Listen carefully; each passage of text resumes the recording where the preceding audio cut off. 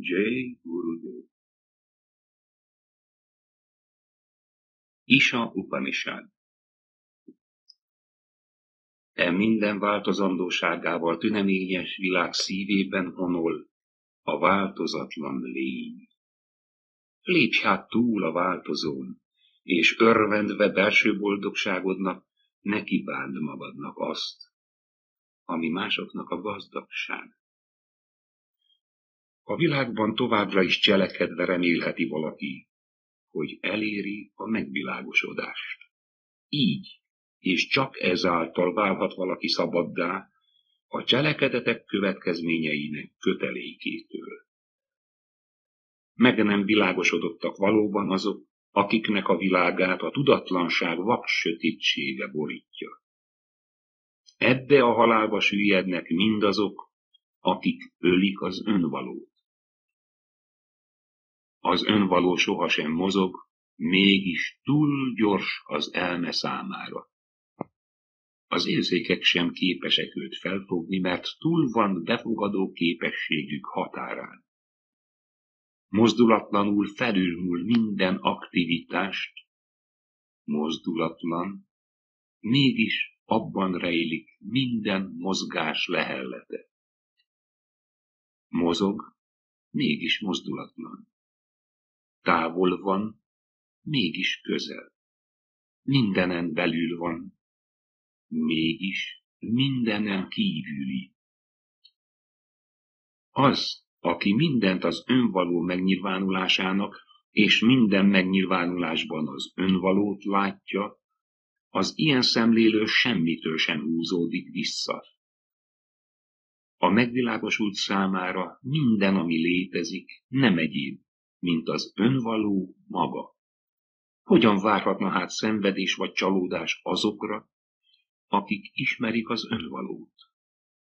Ő az, aki mindent áthat, ragyogó, végtelen, romolhatatlan, sebezhetetlen és tiszta. Ő a tudó, ő az értelem. Mindenütt jelen való és önmagában teljes. Ő fogja egybe a különbözőségeket mindörökké. Vak sötétségben jár az, aki csak a cselekvést imádja. Még sötétebb annak útja, aki csak a meditációnak hódol, mert az más, mint csupán a meditáció, és az más, mint csak a cselekvés. Ezt hallottuk a megvilágosodottaktól, akik tanítanak minket. Meditáció és cselekvés, aki tudja e kettőt együtt, cselekedetei által túléli a halált, és meditációi révén halhatatlanságot nyer. Vak sötétségben bolyong, aki bálványozza az abszolútot. Még nagyobb sötétségben jár, aki majom szeretettel fűződik a változó világhoz. Mert az más, mint csupán a relatív, és az más, mint csupán az abszolút. Ezt hallottuk a megvilágosodottaktól, akik tanítanak minket. Abszolút és relatív. Az, aki tudja e kettőt együtt, a relatív által túléli a halált, az abszolút által pedig halhatatlanságot nyer. A valóság küszöbét aranyfény fátyolozza. Lebbentsd fel, ó mindenható, mert darmán, hogy megismerjem a valóságot.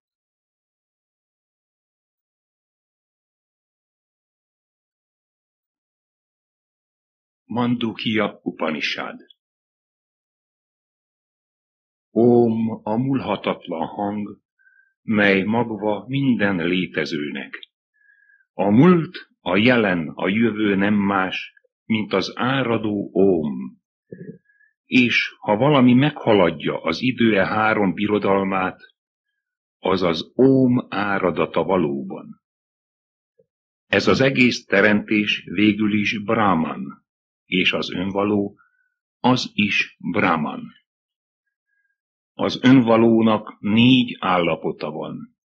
Az első az ébrenlét állapota, a reális tapasztalatok tere, mindenki ismeri. A második a szubjektív világ tapasztalata, mint midőn álmodunk. Itt a figyelem belül tartózkodik, elbűvölve az elme alkotásaitól. A harmadik a mélyalvás állapota. Az elme pihen, a figyelem kikapcsolt. Ez kettősségen túli állapot, ahonnan a gondolkodás hullámai erednek. A megvilágosodottak számára a csend és boldogság óceánja. A negyedik a bölcsek szerint a tiszta önvaló maga. Mindennek a szívében honol, az mindennek ura, az mindennek látója, forrása és célja mindennek. Az nem a tudás, az nem a nem tudás, az nem is a tudatosság maga. Az nem látható és nem érthető, az nem behatárolható. Az kimondhatatlan és gondolatokon túli. Az meghatározhatatlan. Az csak úgy tudható, ha azzá válunk. Az minden tevékenység vége, csendes és változatlan, a legfőbb jó, egyedülvaló egy, az a valóságos önvaló. Azt mindenek fölött kell tudni. Ez a tiszta önvaló és óm azonosak. Az önvaló 4 különböző állapota pedig óm, és annak hangjai aum. A külvilág élménye olyan, mint az első hang. Ez indít tettet és teljesítményt. Aki erre ráébred, szabadon cselekszik, és teljesítménye sikeres. A belső világ élménye olyan, mint a második hang. Ez indít megtartást és egyesítést. Aki erre ráébred, fenntartja a tudás hagyományát, és egyesíti az élet sokrétűségét. Minden, ami ezzel jár, neki Brahmanról beszél. Az álomtalan mélyalvás állapota olyan, mint a harmadik hang. Ez indít rezgést és ad feloldást. Aki erre ráébred, egyé olvad a világgal, és tudja mindennek a mértékét. A tiszta, önvaló egyedül az, ami oszthatatlan, ami leírhatatlan, a legfőbb jó, az egyedülvaló egy. Teljességével az, ami azonos. Aki erre ráébred, önvalóvá lesz.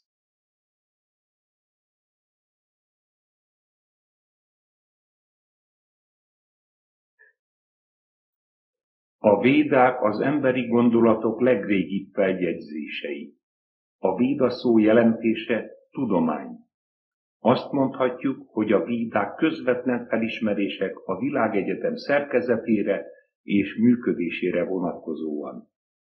Ezeket a felismeréseket az ős látnokok, rishik a természetes nevek nyelvén tették, és azt tételezhetjük fel, hogy ezek mag formájában a teremtés minden szintjét tartalmazzák. Ezek a világegyetem DNS-ei. A teremtés egész szerkezetét ugyanazok a törvények működtetik, az idők kezdetétől fogva, ciklusról ciklusra. Ezen örök törvényeknek kinyilatkoztatása a védák, ezért a védák örökérvényűek. A védákat eredetileg szájhagyomány formájában, generációról generációra változatlanul panditok adták tovább. Az upanisádok, a véda tanítások sűrített összefoglalása. míg a védák főképpen a lét számtalan formájával és működésével, valamint az ember és a magasabb létformák kapcsolatával foglalkozik, addig az Upanishadok az abszolútra összpontosít, ahonnan minden létforma ered.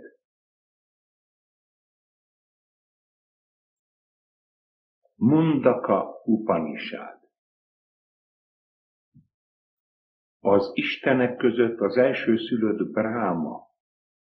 Ő mindennek a teremtője, aki rejtve maradva fenntartója mindennek, amit alkotott. Ő nyilatkoztatta ki Brahman tudományát, az abszolút létre vonatkozó tudományt a látnok Atharvának, a tudást, mely alapja minden más tudománynak. Atharva tanította Angírt, a ragyogót. Angír továbbadta a fürge Szatyávahának, Bharadvádzsa fiának. Szatyávaha, az igazság közvetítője, tanította Angírászt, úgy az alacsonyabb, mint a magasabb rendű tudományokra. Élt egy Unaka. Felkeresve Angírászt, szokásos tisztelettel kérdezte: Uram, melyik az a tudomány, mely a minden tudás kulcsa? Angírász így válaszolt: azok, akik ismerik Brahmant, mondják, hogy kétfajta tudomány van, egy alacsonyabb rendű és egy magasabb. Az alacsonyabb rendű a 4 véda, a Rig, Száma, Jajur és Atharva, valamint társtudományai, a kiejtés, nyelvtan, szófejtés, metrú, a szertartások és a csillagászat. A magasabb rendű az, mely által a végtelen közvetlenül átélhető. Az, ami nem látható és a gondolaton túli, aminek nincs oka és nincsenek részei, ami változatlan, mindent átható, mindenütt jelen való, a legfinomabbnál is elvontabb. Az az örökkévaló. A bölcsek tudják, hogy az mindennek a forrása. Mint ahogy a pók fonja saját fonalát, aztán újra visszaszívja. Az egész teremtés Brahmanból van fonva, és Brahmanba tér vissza. Mint ahogy a növények a földben, úgy gyökeredzik minden létező Brahmanban. Mint ahogy a haj nő a fejen, úgy sarjad minden Brahmanból. Brahman saját meditációjából kiterjed, ebből árad az életerő. Az életerőből fakad az egyetemes értelem, az értelemből születnek az alapvető elemek, és ezekből formálódik a sokféle világ minden rétegével együtt. Ezek a világok mind a cselekvések birodalmát alkotják, és a cselekvések által nyílik lehetőség a halhatatlanságra. A mindent látó, mindent tudó Brahmanból, akinek meditációja végtelen tudás, ennek a csendnek méhéből születik a teremtő Brahma, aki anyagba, névbe és formába önti az áradó életerőt. Az alacsonyabb és magasabb rendűről a tanítás ez. A szertartások, melyeket a látnokok szent versekként ismernek, s melyekről a 3 véda különböző magyarázatokkal szolgál. Ti, akik az igazságot vágyjátok tudni, végezzétek ezeket mindenkor, mert ez a ti utatok a jó birodalma felé. Amikor a szentüzet meggyújtják, s a lángok lobognak, odaadással áldozatok a szent edények között. ha a tűzáldozatot nem követi az új hold áldozata, és a telehold áldozata, a 4 hónap áldozata és az aratás áldozata, ha vendégeket nem hívnak, ha nincsen felajánlott áldozat, vagy helytelenül ajánlott, ha az istenek nincsenek megidézve, a 7 világ zárva marad. A lángnak 7 nyaldosó nyelve van. Káli, a sötét, a rettenetes, a gondolatsebességű, a kárminvörös, a füstszínű, a szikrázó és dévi, a minden alakot felöltő. Aki az áldozatot helyesen végzi, midőne 7 életre kell, vezetik őt, mint a napsugarai az Istenek urának birodalma felé. A ragyogók hívják őt, jöjj, jöjj, és elragadják őt a napsugarai. Megtisztelik és megdicsőítik őt, mondván, íme, ez Bráma szent világa, elnyerted áldozataid által. De valójában ezek a szertartások bizonytalan hajók, melyek nem érhetik el a legtávolabbi partot. A védtudományok csak az alacsonyabb rendű tudást nyújtják, a tudatlanok, akik ezt magasabb rendűnek vélik, az öregkorba és a halálba süllyednek megint. Jól lehet, magukat tanultnak, bölcsnek vélik, együgyűek, tudatlanságban tévejgők, szenvedés áldozatai céltalanul bolyonganak, mint mikor vak vezet világtalan. Ezek a tudatlan gyermekek kettősség kötelékében úgy vélik, hogy útjuk véget ért. Kötelékeiktől elvakulva nem látják a valóságot. Ezek a becsapott lelkek a szertartásosságot és érdemeket tartják a legtöbbnek, és semmit sem tudnak a magasabbról. Még ha a legmagasabb mennyei boldogságot nyerték is el, csak vissza kell térniük e földi létbe, vagy akár egy alacsonyabbba is. Ám azok, akik az erdőbe vonulva hűségesen meditáló életet élnek, ők a tudók. Kötöttségektől mentesen, adományokból élve, békességes elégedettek. A nap kapuján át hagyják el testüket, és elérik a legfelsőbb önvalót, a romolhatatlan lelket. Látván a szertartások által elért világokat, egy igaz brámin elérkezik a vágytalansághoz, mert a nem teremtett nem érhető el cselekvéssel. E tudás megszerzése véget közelíts meg egy tanítómestert, aki az írásokban is járatos, és Brahmanban is megalapozott. Annak, aki illendően közeledett áldozati adománnyal a kezében, akinek elméje csendes és nyugodt, annak átadja a tanító Brahman tudományának teljességét, mely a múlhatatlan lélekhez, az igazsághoz vezet. Ez az igazság.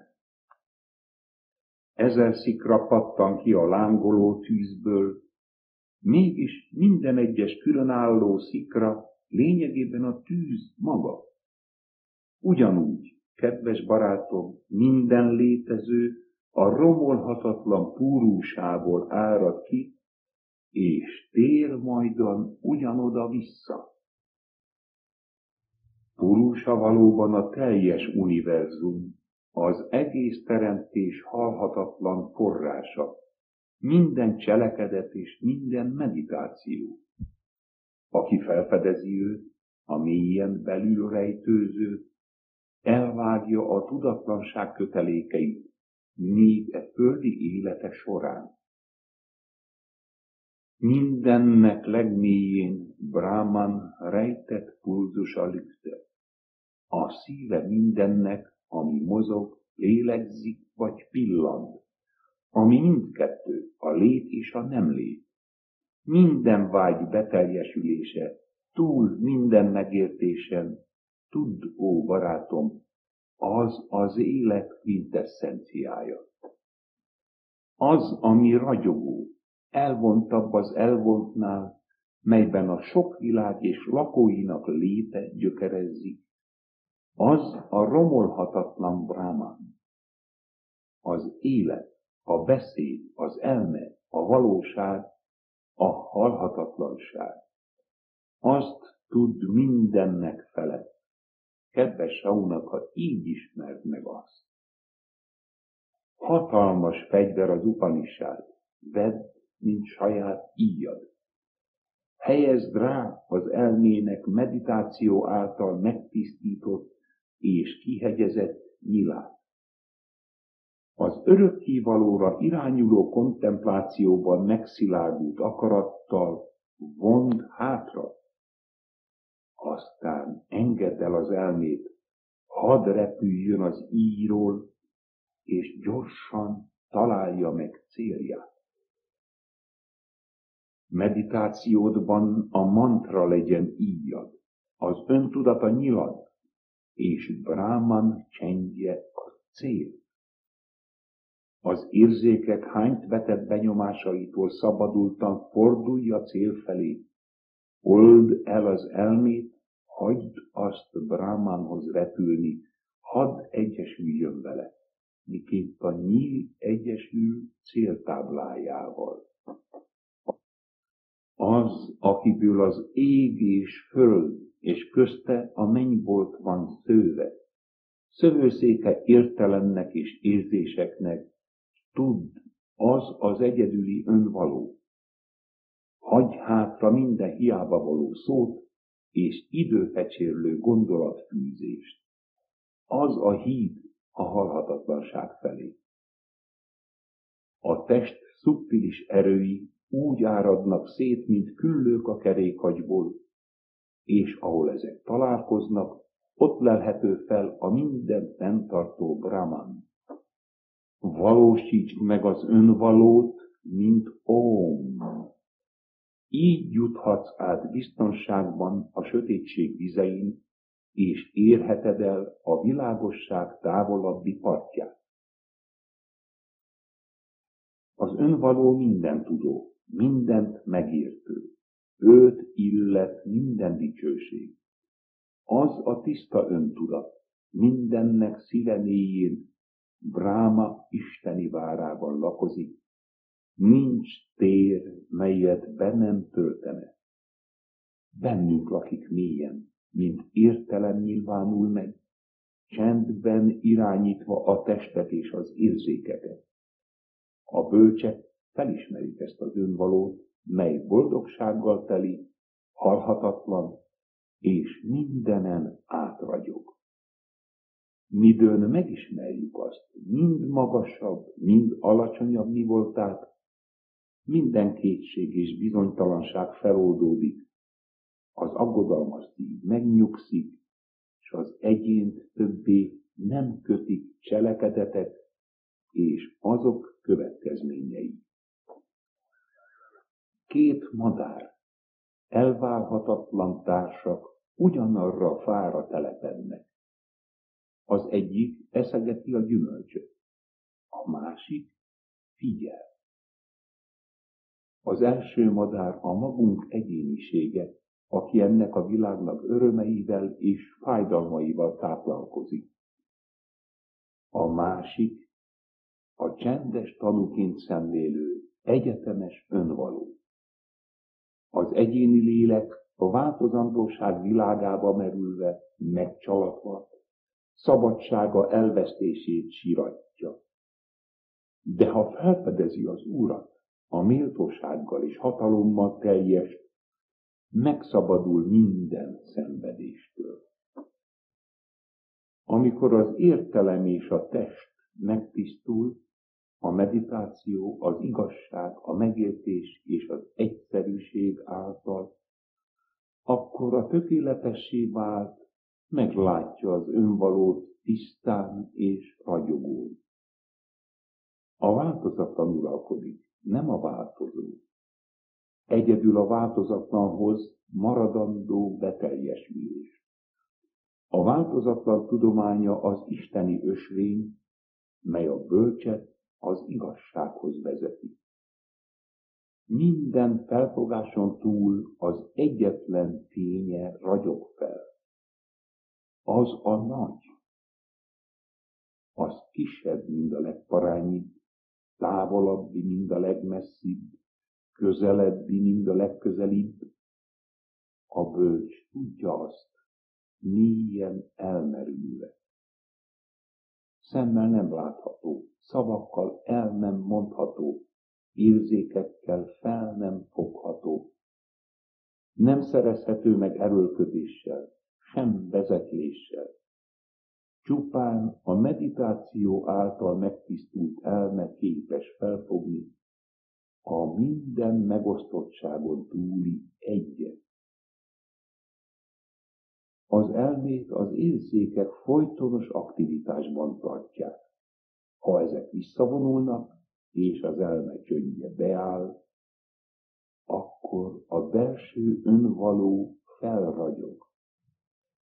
Midőn az elme tisztán és csendben megállapodott, akkor bármit kívánsz, az a kívánság teljesül.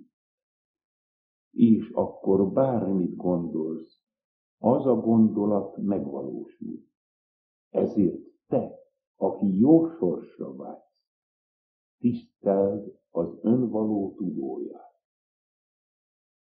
Az, aki ismeri az önvalót, tudja Brahman legfelsőbb lakhelyét, melyben az egész fénylő világegyetem elterül.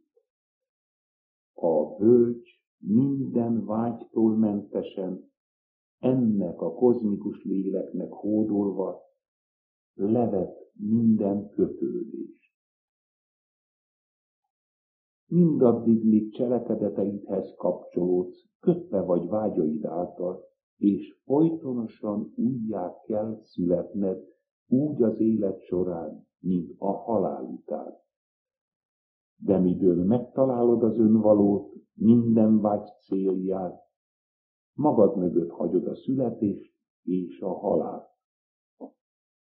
Az önvaló nem fogható fel az írás tanulmányozása által, sem logikával, sem mások szavai által, bármit mondanak is.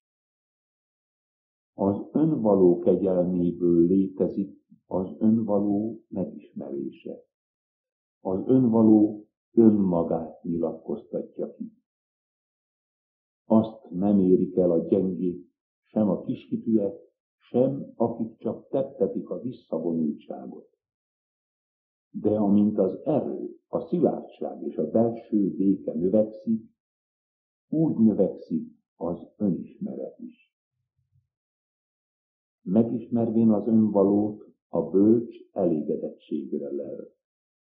Az ő evolúciójuk teljes. Békességben, vágyaktól szabadon, egyet mindennel. Ez a legfelsőbb egyesülés a Vedanta vége. A bölcsek, akik ebben az állapotban élnek, halhatatlanok, és testi életük után egységbe maradnak az eggyel. Amikor a halál ideje bekövetkezik, a tapintás, ízlés, szaglás, látás és hallás visszaolvadnak istenségükbe, és az 5 prána visszatér forrásához. Az egyéni lélek és minden cselekedete a legfelsőbbel, a halhatatlannal egyesül. Mint ahogyan a folyó a tengerbe ömölve elveszti egyediségét, ugyanúgy a megvilágosodott sem kötődve többé névhez, formához, feloldódik a végtelenben, a ragyogó, kozmikus létben. Valóban, aki megismeri Brahmant, az Brahmanná lesz, és minden utódja megismeri Brahman. Ő túljut a szenvedésen és a gonosz befolyásán. A tudatlanság láncaitól megszabadulva halhatatlanságot élvez. Ez a tudomány csak azoknak tanítható, akik teljesítik a szertartásokat, akik járatosak az írásokban, akik feltétel nélkül átadják magukat, és akik megalapozottak Brahmanban, ezeknek és senki másnak. Ez Brahman tanítása, melyet az ősi időkben Angirás adott át Saunakának. Minden dicsőség a nagy látnokoknak.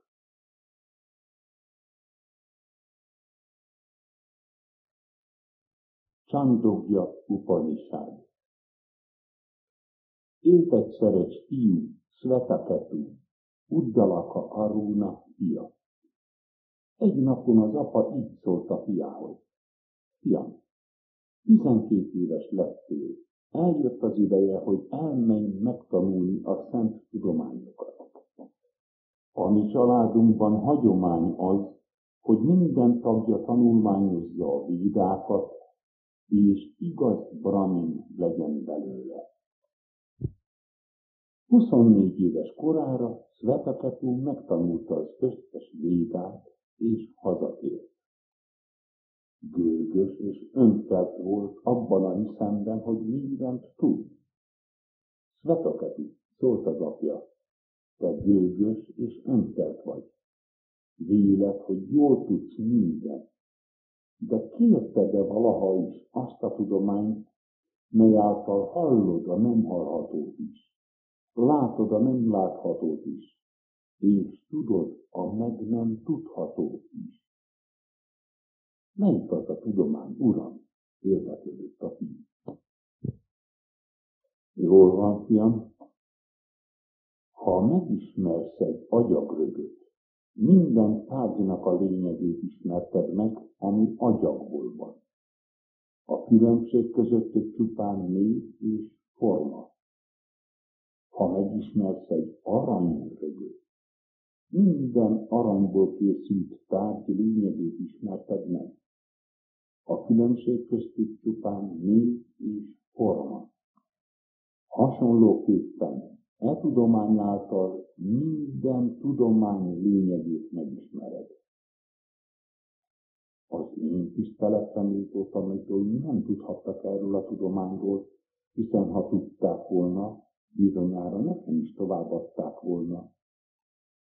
Ezért, kedves apám, megtanítanád te ezt nekem? Kérdezte Svetaketu. Jól van, fiam. Kezdetben volt a tiszta lét, egy kettősség nélkül. A tiszta lét magában úgy gondolta, sokká lennék, alakot ölthetnék, és megteremtette a világosságot. A világosság úgy gondolta, sokká lehetnék, alakot ölthetnék, és megteremtette a vizeket. A vizek úgy gondolták magukban, sokká lehetnénk, alakot ölthetnénk, és megteremtették a földet. Ezen az úton született meg az egész világmindenség a tiszta létből. Lét, mely mindennek a legfelsőbb tartalma, a legvégső valóság, az önvaló minden létezőben, az vagy te, Svetaketu. Kérlek, uram, adj még nekem ebből a tanításból, mondta a fiú. Jól van, fiam. Midőn a méhek összegyűjtik a különféle virágokból a nektárcseppeket, ugyanazzá a mízzé keverik össze azokat. Ekkor már egyetlen nektárcsepp sem gondolja, én ebből a növényből, én abból a növényből származtam, Hasonlóképpen, kedves fiam, minden teremtmény a léttel érintkezve elveszti egyéniségének tudatát. De mikor visszatérnek a létből, ismét visszanyerik egyéniségüket. Akár tigris volt, akár oroszlán, vagy muslinca, vagy szúnyog volt, ezek önmaguk lesznek megint. Lét, mely mindennek a legbensőbb tartalma, a legvégsőbb valóság, az önvaló minden létezőben. Az vagy te, Svetaketu. Kérlek, Uram, adj még nekem ebből a tanításból, mondta a fiú. Jól van, fiam. Ha a baltád a nagy fa gyökerébe vágnád, az nedvezne, de a fa nem pusztulna el. Ha a törzsébe vágnád, a fa nedvezne, de nem pusztulna el. Ha az ágaiba vágnád, ott nedvezne, de a fa nem pusztulna el. Amíg az életmed, az életerő átjárja a fát, szilárdan áll az, és felszívja a nedvet, mely éltetést táplálja. Ám ha az életmed visszahúzódik egyik ágból, az az ág elszárad. Ha az életmed visszahúzódik egy másik ágból, az is elszárad. Ha az életmed visszahúzódik egy harmadik ágból, az az ág is elszárad. Ha az életmed visszahúzódik az egész fából, akkor az egész fa elszárad és elpusztul. Hasonlóképpen, kedves fiam, ha a testünkből visszahúzódik az önvaló, a testünk elpusztul, bár az önvaló él tovább. A lét, a mindennek legbensőbb tartalma, a legbensőbb valóság, az önvaló minden létezőben, az vagy te, Svetaketu. Kérlek, Uram, taníts még ezekről, szólt Svetaketu. Jól van, fiam. Menj és hozz egy fügét arról a fáról. Itt van, Uram. Vágd fel a gyümölcsöt, és mondd meg, mit látsz benne? Sok apró magot, Uram. Fogj egyet, vágd fel, és mondd meg, mit látsz benne? Semmit sem, Uram.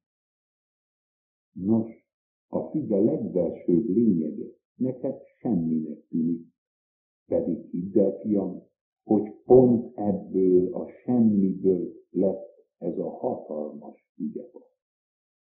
Ez a lét, mely mindennek a legbensőbb tartalma, a legvégsőbb valóság, az önvaló minden létezőben, az vagy te, Svetaketu.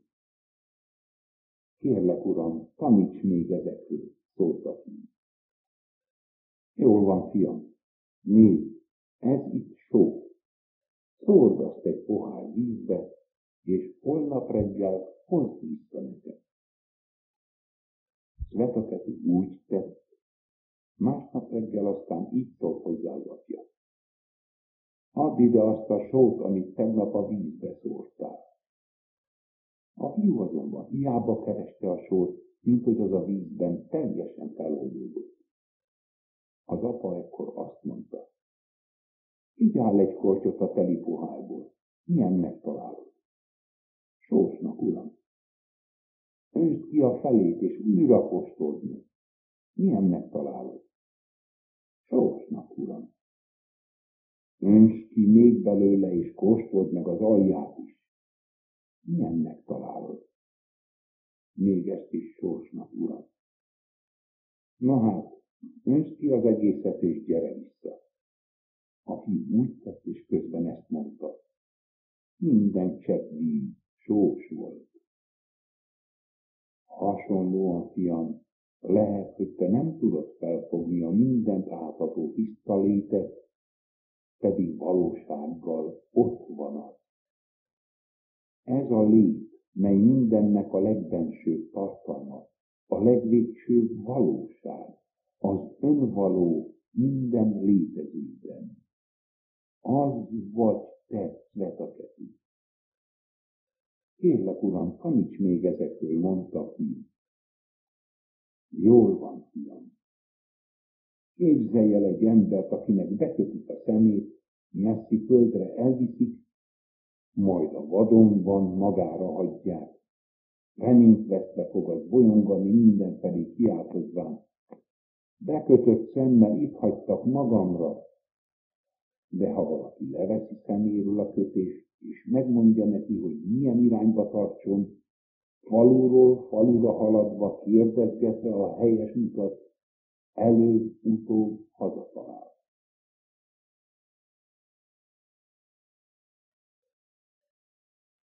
Katha Upanishad. Egy régi történet szerint Nahitekász, egy szegény brámin fia, elégedetlen volt apja áldozati ajándékával, amit a papoknak vitt, és magát ajánlotta áldozatul. Az apa ekkor magából kikelve kiáltotta, jó legyen, hát akkor Jámának, a halál urának adlak. Nahitekász megérkezvén Jáma birodalmába, a király a halál urát nem találta otthon. 3 nap és 3 éjjel várt rá étlen szomjan. Midőn Jáma megérkezett, a 3 nap várakozásért azzal jutalmazta a fiút, hogy 3 kívánságát teljesíti. Nahitekász 3. kívánsága az volt, szeretné tudni, hogyan lehet a halál és újraszületés körfolyamatából kiemelkedni. Ekkor így szólt Jáma. Gyújtsuk meg Nahitekász tüzét, a tudás tüzét, mely ha egyszer fellángolt, hív a halhatatlansághoz. Ismerjük meg a legfelsőbb, múlhatatlan Brahman, életünk legtávolabbi partját, minden törekvésünk célját. Képzeld el, hogy az önvaló egy kocsi hajtója, a test a kocsi, az értelem a kocsis, és a figyelem a gyeplő. Az érzékek a lovak, és tárgyuk az út. Boldog az önvaló, mondják a bölcsek, ha egyesül az értelemmel és a figyelemmel. Ha egy emberből hiányzik a bölcsesség, értelme mindig nyugtalan, akkor érzékei megvadult lovakként ragadják a kocsist ide-oda. Ám ha valaki bölcsességgel teljes, elméje rendezett, akkor érzékei szelíd lovakként engedelmeskednek hajtójuk akaratának. Aki bölcsesség híjával van, akinek elméje álhatatlan, akinek cselekedetei nem tiszták, az sohasem éri el a legmagasabb állapotot. Újabb és újabb újraszületést kell elviselnie.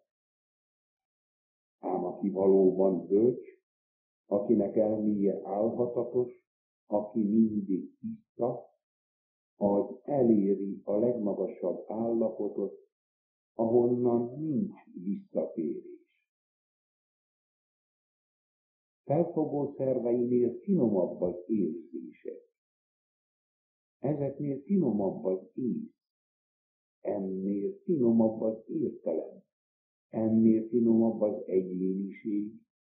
Ennél finomabb az, ami mindezek alapoka, és ennél is finomabb a legfelsőbb én. Nincs ennél finomabb. Ez az abszolútum. Ez minden szenvedés vége. Rejtett az önvaló, és nem mutatja magát nyíltan, de ismert azoknak, akiknek belső látása kifinomult és tiszta. A bölcs ember érzékeit az ész uralja, eszét az értelme vezérli, értelmét a cselekvő énje kormányozza, és cselekvő énjét az a csendes önvaló vezeti. Ébredj fel, keresd az igazságot, emelkedj a tudatlanság fölé, kutass a legjobb tanítók után, és találd meg általuk a valóságot. De vigyázz! Az ösvény keskeny, figyelmeztetnek a bölcsek. Éles, mint a borotva pengéje, nehezen járható. A tiszta önvaló nem lelhető fel a védák tanulmányozása által, sem intelligens vitákkal, sem sokszor hallgatva az írásokat. Az önvalót csak azok ismerhetik meg, akiket az kiválasztott. Csak nekik mutatja meg igazi természetét. Az önvaló nem nyilatkoztatja meg magát annak, aki meg nem változott, akinek érzékei nem nyugodtak, aki nem érte el a szamádit, és akinek tudata nem békés. Az önvaló nem látható, mivel nincs látható alakja. Mégis, ha az értelem megvilágosodik, és megtisztul a szív, akkor megismerhető az önvaló, és akik megismerik, az örökké valóságot élvezik. Amikor az 5 érzék megnyugszik, és a gondolkodás megszűnik, az értelem nem mozdul, akkor érjük el a legmagasabb állapotot, mondják a bölcsek. Ez az állapot, melyben az érzékek szilárdak és nyugalomban vannak, ez a jóga, az egység állapota. A figyelem többé nem zavaros, mert a jóga a vége és a kezdete mindennek. A beszéd, gondolkodás, látás egyikük sem foghatja fel az önvalót, mert az érzékeken túl létezik. Csak az értheti meg, aki tudja, az. Először fogadd el, hogy az önvaló létezik, és fogadd el, hogy megismerhető. Úgy annak valódi természete tapasztalható. Időn a szív minden kívánsága kimerül, halhatatlanság születik. Brahman végtelenségének boldogsága tölti el még testi lét során. Midőn a szív minden köteléke feloldódott, akkor a halandó valóban halhatatlanná válik. Ez a tanítás. A szívnek 101 nádia van, ezek közül egy, az Amrita nádi emelkedik fel a koronába. Ennek az egynek révén emelkedhetünk a halhatatlanságba, a többi alacsonyabb világokba vezet. A kozmikus lélek folyamatosan fénylik a szívben, egy hüvelyknyi fehér fény. Óvatos törekvéssel vonható ki, mint a nátszál, melyet lassan kihúzhatunk hüvelyéből. Ez a tiszta, az örök. Igen, ez a tiszta, az örök. Nahétékász befogadta ezt a tanítást és a meditáció teljességének módját, melyet a halál ura adott néki. Megszabadult minden tisztátalanságtól, sőt, magától a haláltól is. Így megvalósult benne Brahman. Ugyanígy nyitott az út mindenki számára, aki tudja az igazságot az önvalóról.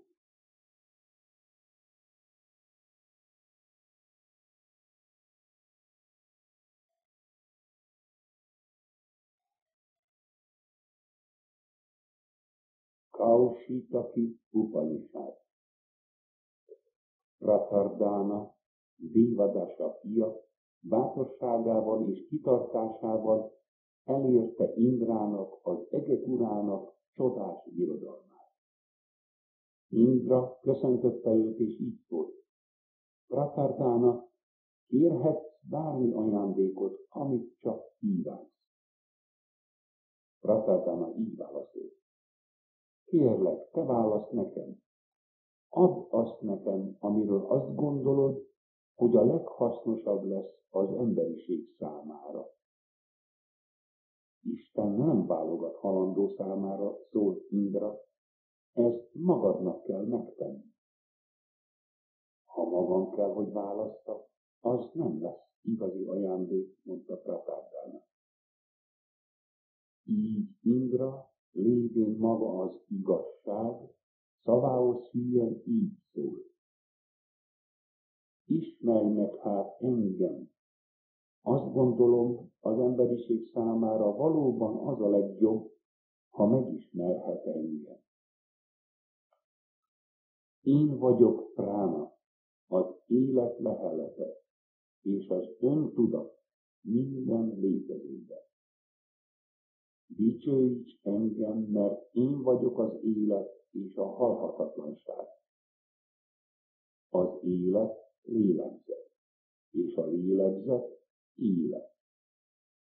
Amíg a testben lélegzet van, addig van élet benne. Pránából fakad az élet nektárja, az öntudatból pedig a tiszta megértés. Az, aki dicsőít engem, mint az élet leheletét, életében a beteljesedésnek örvendhet, azután pedig az örök halhatatlanság vár rá. Úgy tanítják, mondta Pratardana, hogy minden érzéknek megvan a saját pránája, és mindegyik az egy pránától származik. Másként hogy lenne képes a szem látni? A fül hogy lenne képes hallani? A hang hogy lenne képes beszélni? Az ész hogy lenne képes gondolkodni? Az érzékek pránái a pránában egyesülnek, így midőn a hang beszél, az élet beszél. Ha a szemek látnak, az élet lát. Ha a fülek hallanak, az élet hall. Ha az ész gondolkodik, az élet gondolkodik, és midőn a lélegzet lélegzik, az élet lélegzik. Igen, ez így van, szól Indra. Van azonban magasabb rendű is, mint ez az 5 prána. Élhet valaki, bár nem képes beszélni, ezek a némák. Élhet valaki, bár nem lát, ezek a vakok. Élhet valaki, bár nem hall, ezek a süketek. Élhet valaki gondolkodás nélkül, ezek az együgyűek. Élhet valaki végtagok nélkül, ezek a nyomorékok, de nem élhet senki sem lélegzet nélkül. A prána egyedül az, mely mint öntudatos önvaló életet lehel ebbe a testbe. Ezért a pránát dicsőítsük minden imánkkal és himnuszainkkal. Prána az élet lélegzetének eszenciája. És mi az élet lélegzete? Az a tiszta öntudat. És mi a tiszta öntudat? Az az élet lélegzete. Ha az öntudat az ura a beszédnek, a beszéd által ismerjük meg a neveket. Ha az öntudat az ura a lélegzetnek, a lélegzet által ismerjük meg a szavokat. Ha az öntudat az ura a szemeknek, a szemek által ismerjük meg a formákat. Ha az öntudat az ura a füleknek, a fülek által ismerjük meg a hangokat. Ha az öntudat az ura a nyelvnek, a nyelv által ismerjük meg az ízeket. Ha az öntudat az ura a kezeknek, a kezek által ismerjük meg a tevékenységet. Ha az öntudat az ura a testnek, a test által ismerjük meg az örömöt és a fájdalmat. Ha az öntudat ura az ivarszerveknek, az ivarszervek által ismerjük meg a boldogságot, a gyönyört és az újrateremtést. Ha az öntudat az ura a lábaknak, a lábak által ismerjük meg a helyváltoztatást. Ha az öntudat az ura az értelemnek, az értelem által ismerjük meg a gondolatokat. Valóban, öntudat nélkül a beszéd egyetlen névről sem lebbenteni fel a pátyvat. Ilyenkor mondjuk, elmerengtem, nem értettem, nem fogtam fel. Valóban, öntudat nélkül a lélegzet nem fedhetne fel semmi szagot. Ilyenkor mondjuk, elmerengtem, ezt a szagot nem éreztem.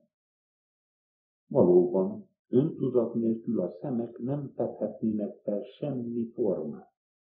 Ilyenkor mondjuk, elmerengtem, nem vettem észre ezt a formát. Valóban, öntudat nélkül a fülek nem fedhetnének fel semmi hangot. Ilyenkor mondjuk, elmerengtem, nem hallottam ezt a hangot. Valóban, öntudat nélkül a nyelv nem fedhetne fel semmi ízt.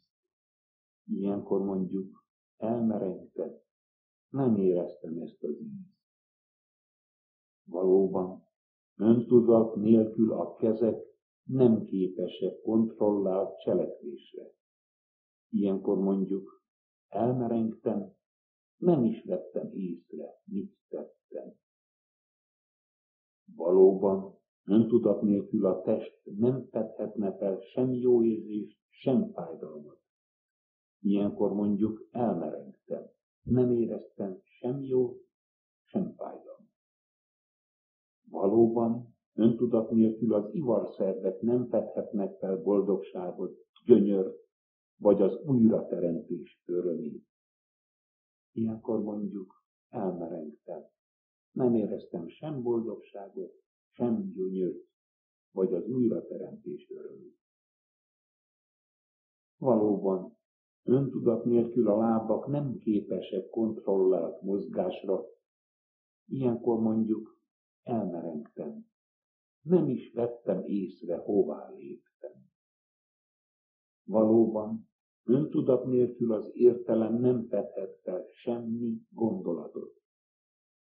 Ilyenkor mondjuk, elmerengtem, nem is tudom, hol járt az eszem.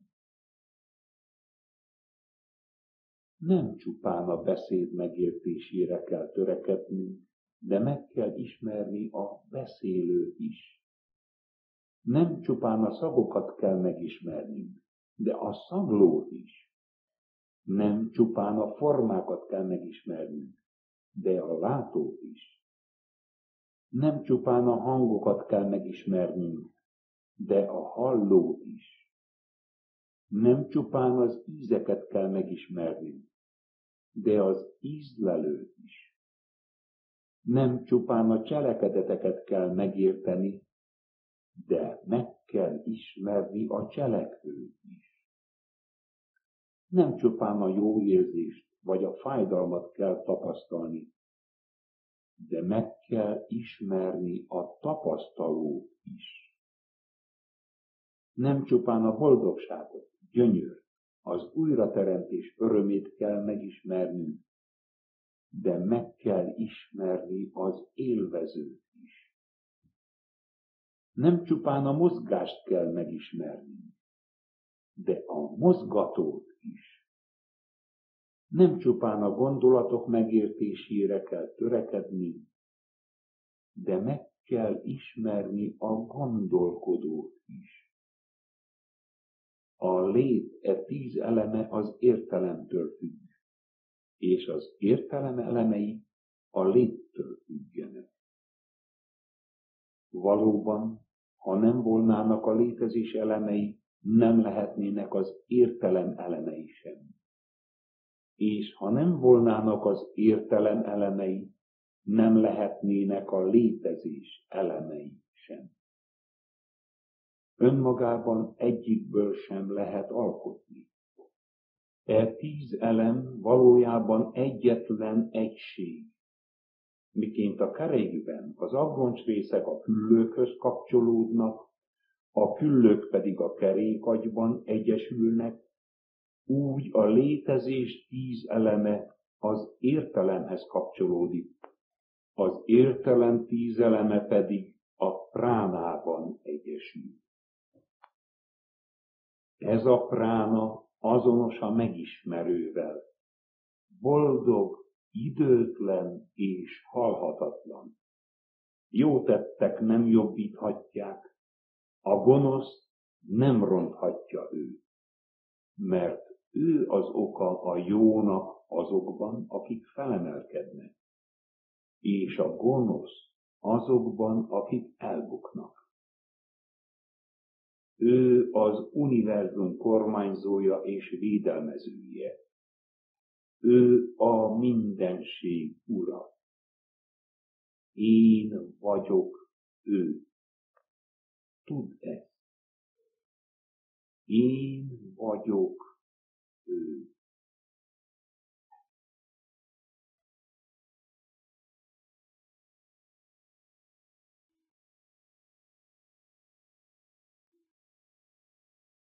Taittiriya Upanishad. Brahman Satchidananda. Sat, azaz örök és változatlan. Chit, azaz tiszta öntudat, az önvaló. És Ánanda, azaz boldogság. A boldogság Brahman természete, és Brahmant megtalálni boldogság. A boldogság kiterjesztése a teremtés célja.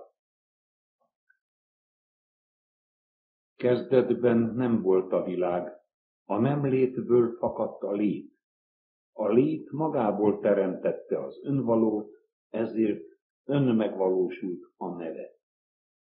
Valóban, az önmegvalósulás a létezés eszenciája. Aki ezt ízleli, a boldogságban ünnepel. Csak ugyan, ki tudna lélegezni, ki tudna élni, ha nem lenne ez a mindent átható boldogság, mely a lét eszenciájából áll. Amikor valaki felfedezi a félelemmentesség alapját abban, a láthatatlanban, az alak nélküliben, a határtalanban, az önmegvalósultban, az valóban rettenthetetlenné válik. Ha azonban legkisebb rést is hagy ebben az egységben, félelem születik. Aki nem ismeri Brahmant, annak Brahman alakja félelmet keltő. Többet is mond a tanítás. Tőle való félelem miatt fúj a szél, tőle való félelem miatt kel fel a nap, tőle való félelem miatt lángol Ágni, uralkodik Indra, és arat a halál. A boldogságról szóló tanítás. Képzeljünk el egy ifjú embert, aki tiszta, élénk, tanul, határozott, egészséges és gazdag, minden földi jóval ellátva. Ez így együtt az emberi boldogságnak tekinthető. Az az emberi boldogságnál 100-szor nagyobb az alacsonyabb gandharvák boldogsága, és nem csekélyebb ennél azoké, akik képzettek a védákban, és akiket vágyak nem csábítanak. Az alacsonyabb gandharvák boldogságánál 100-szor nagyobb a magasabb gandharvák boldogsága, és nem csekélyebb ennél azoké, akik képzettek a védákban, és akiket vágyak nem csábítanak.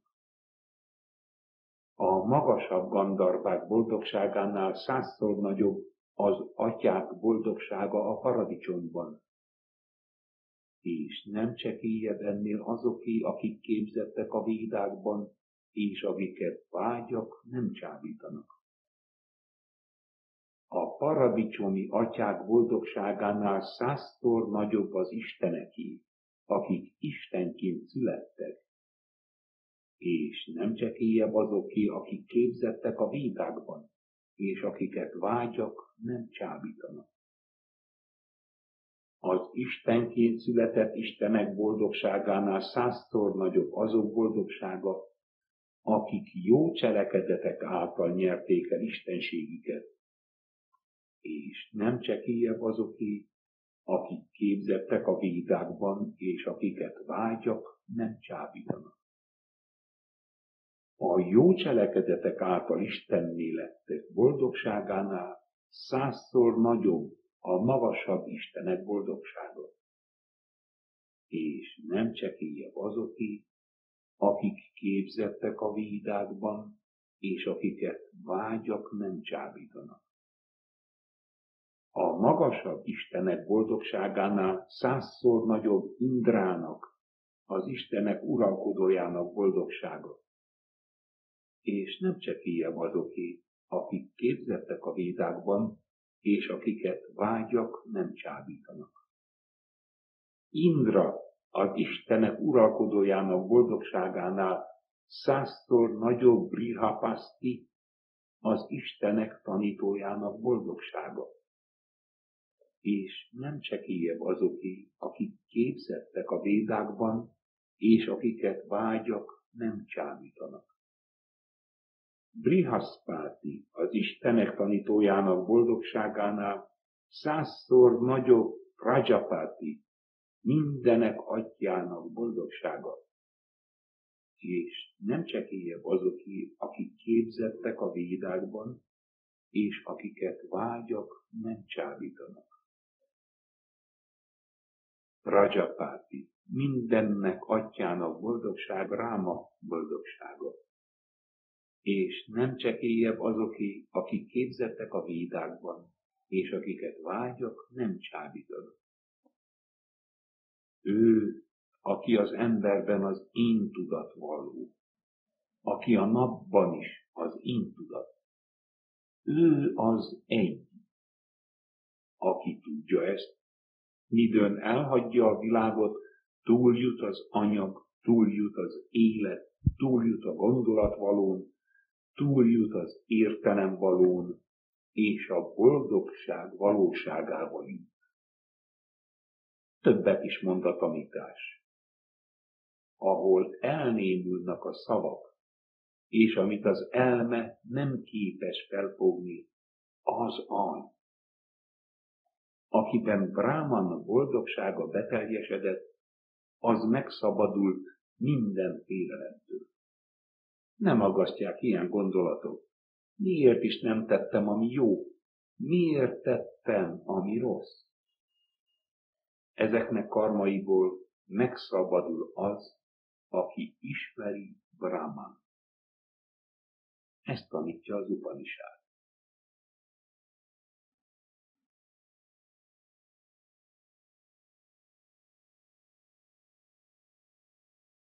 Az okos Bhrigu egy napon atya Varuna a vizek ura elé járult, és így szólt. Uram, taníts engem Brahman tudományára. Varuna megtanította neki az anyag, az élet, a látás, a hallás, az értelem és a beszéd tudományát, majd hozzátette.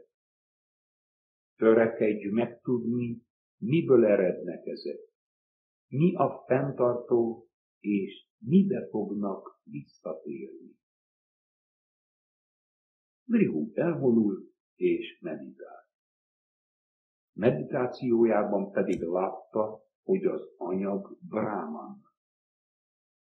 Valóban, az anyagból születik minden, az tart fönn mindent, és oda áramlik vissza minden.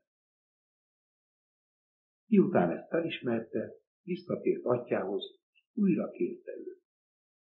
Jó uram, taníts még Brahmanról. Varuna pedig válaszolt. Törekedj megismerni Brahmant meditáció révén, mert Brahman a meditáció. Brihu elvonult hát és meditált. Meditációjában pedig látta, hogy Brahman az élet. Valóban, minden lény az életből születik, az élet tartja fenn őket, és az életbe térnek vissza. Felismervén ezt, újra atyához járult kérvén. Szeretett uram, taníts még Brahmanról. Varuna pedig válaszolt. Törekedj Brahmant megismerni meditáció révén, mert Brahman a meditáció. Brihu elvonul és meditál. Meditációjában pedig látta, hogy Brahman a tudat. Valóban, a tudatból származik minden, a tudat tart fenn minden, és a tudatba tér vissza minden. Felismervén ezt, újra atyához járult kérvén. Tisztelt uram, taníts még Brahmanról. Varuna pedig válaszolt. Törekedj Brahmant megismerni meditáció révén, mert Brahman a meditáció. Brihu elvonult és meditált. Meditációjában pedig látta, hogy Brahman az értelem. Valóban, az értelemből származik minden, az értelem tart fenn minden, és az értelembe tér vissza minden. Felismervén ezt, újra atya elé járult kérvén. Mélyen tisztelt uram, taníts még Brahmanról. Varuna pedig válaszolt. Törekedj Brahmant megismerni meditáció révén, mert Brahman a meditáció. Brihu tehát visszavonult és meditált. Meditációjában látta, hogy Brahman a boldogság. Valóban, boldogságba született minden létező. Boldogság tartja fenn a létet, és boldogságba tér vissza minden. Ez a bölcsesség, melyet Varuna tanított Brihunak. Ez a legmagasabb fokú. Az, aki ezt tudja, a legmagasabb fokúban megalapozott. Gazdagság boldog birtokosává válik, hírnév övezi. Boldog lesz utódaiban, javaiban, és nagy a szent tudományok pompájában.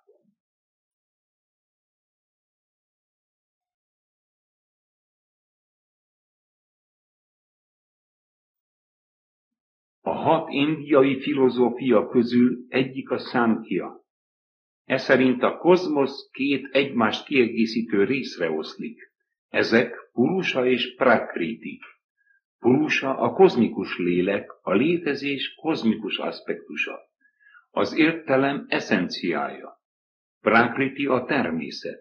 Ő az elsődleges anyag, melyben az anyag és energia még nem különült el. Az az ősanyag, melyből az egész tárgyi világ létrejött.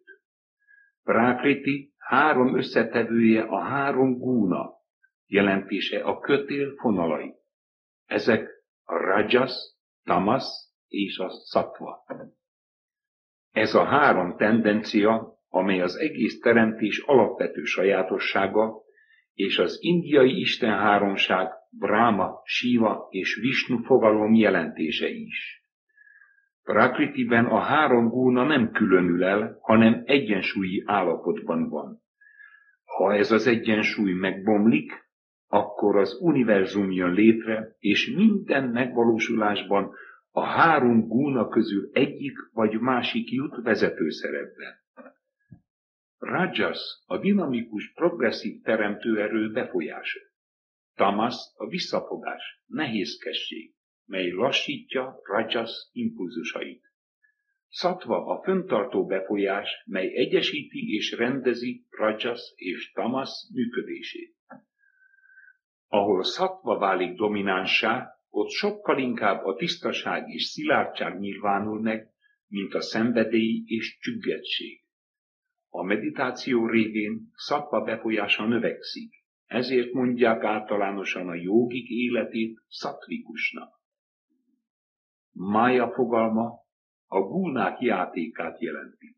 A mája szót gyakran illúzióként fordítják más nyelvre, de ez megtévesztő. A mája szó a ma szótőből származtatható, jelentése határolni, felosztani. Így a teljes szó jelentése legjobb megközelítésben, ami körülhatárolt, vagy ami megosztott. Azaz, a teremtett világ kettőssége és változékonysága. A ma alternatív jelentése nem. Ez szerint maja értelme az, ami nem létező, az, ami nincs.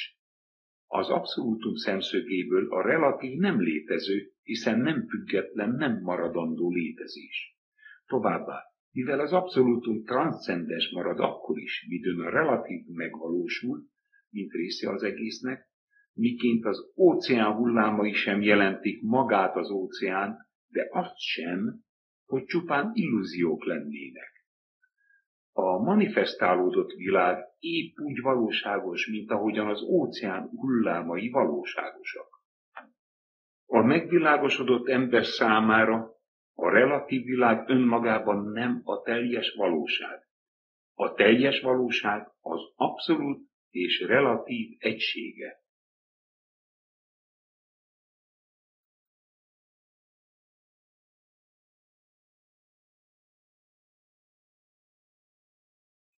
Sveta-svatara Upanishad. Ó, Brahman, te vagy az egy, bár formát nem öltesz, a te hatalmad által, és felfoghatatlan szándékod szerint te vagy kialakítója minden formának. Te árasztottad ki önmagadból az egész univerzumot, és az idők végeztével azt önmagadba vonod vissza. Ó, Brahman, adj nekünk tiszta megértést. Te vagy Agni, a tűz, te vagy Adjitya, a nap, te vagy Váju, a szél, te vagy Chandrama, a hold, te vagy a fényillő csillagos ég, te vagy Hiranyagarbha, a teremtés arany anyaméhe. Te vagy a kozmikus víz, te vagy Rajapati, minden teremtmény ura. Te vagy az asszony, te vagy a férfi, te vagy az ifjú, te vagy a hajadon. Te vagy a botjával pipegő öregember. Bármely formában is te tekintesz mindenfelé. Te vagy a mélykék pillangó, te vagy a piros szemű zöld tollú papagáj, te vagy a villámlás atya, az évszakok és tengerek. Te vagy, aki nem született, te vagy mindenütt, és minden, ami van, tőled született. Mi hasznuk van a védákból azoknak, akik nem tapasztalták a legfőbb létezőt, akiktől a védák származnak, és akikben a dévák laknak? Csak azok nyernek örök üdvösséget, akiknek élete veled folyik. Mert minden szent szöveg, minden szent áldozás, minden szertartás és minden ritus, a múlt, jelen és a jövő, a védák és ez az egész világ, melyet az illúziók anyja Mája varázsolt elő, és mi Mája művészete által az illúzióiban élünk bűvölten, mind belőled árad halhatatlan drámán. Az egész természet csupán mágikus színház. A természet anya, a varázslómester sok-sok részéből népesedik be ez az egész világ. Te vagy minden forrás forrása, melyből mindez ered, akiben mi végtelen békét lelünk. Te vagy az Istenek teremtője és fenntartója, mindenek uralkodója. Te vagy Rudra, a tudatlanság pusztítója. Te vagy a nagy látnok. Hozzád könyörgünk tiszta látásért. Megismerve őt, aki elvontabb, mint a legelvontabb, aki minden aktivitás mozdulatlan központja, aki minden forma tervezője, aki a világegyetemet tartja átölelve, megismervén őt, mint szeretetet, örök békességet lelünk. Aki a változó világban él, a három guna világában, a cselekedetek gyümölcse miatt cselekszik, következésképpen gyümölcsök miatt újabb cselekvésekbe sodródik. A lélek élettől életre tulajdonságainak megfelelő új alakot ölt, s így megtestesülve kijáró érdemeit aratja. A személyiséggel és vágyakkal kapcsolódva a lélek hüvelyknyi fénynek tűnik. De ha az önvalóhoz és a megkülönböztetéshez kapcsolódik, úgy csillog, mint egy tűhegye.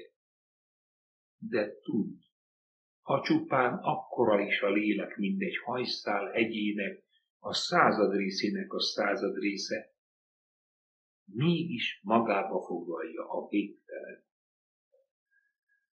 Nem nőnemű, nem hímnemű, nem semleges.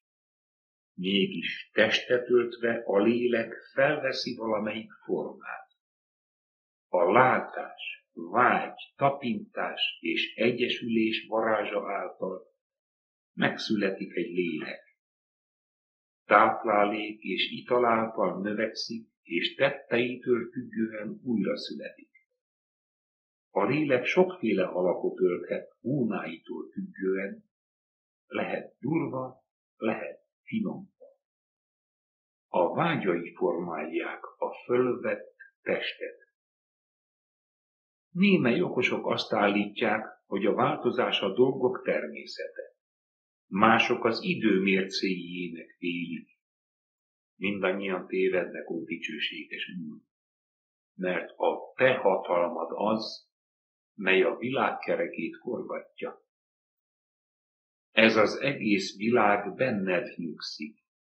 Te vagy a legmagasabb értelem, a gúnák mestere, az idő teremtője. Te mindent tudsz. A te irányításoddal terül szét a teremtésed, valósul meg a tér, levegő, víz, tűz és föld. Megteremtvén a világot megpihensz. Egy vagy az elemekkel, egy vagy az eggyel. Az egyből született Purusha, a kozmikus lélek, és Prakriti, a természet anyja. Tőlük származnak a gúnák, a három gúnákból származik a föld, víz, tűz, levegő és tér, valamint az ész, az értelem és a személyes én. Te egy vagy az idővel és az ember szubtilis képességeivel. A gúnák nélkül nem lehetett volna teremtés. Velük adtál formát minden létezőnek. Te azonban más vagy, mint azok, sőt, feloldasz mindent, amit alkottál. Te vagy a magja mindennek, az őserők forrása. Te vagy a múlton, jelenen és jövőn túli. Te vagy az osztatlan. Te vagy a számtalan forma istene. Te vagy mindennek az eredete, az értelmünkben lakozol. Túl az élet elágazó fáján, túl az időn és formákon vagy te, akiből minden ered. Ismerhessünk meg téged, az örökkévalót, a mindent fenntartót, mint saját önvalónkat. Könnyebb egy végvászonként felgöngyölíteni a mennyboltot, mint nélküled szenvedéseink végére jutni.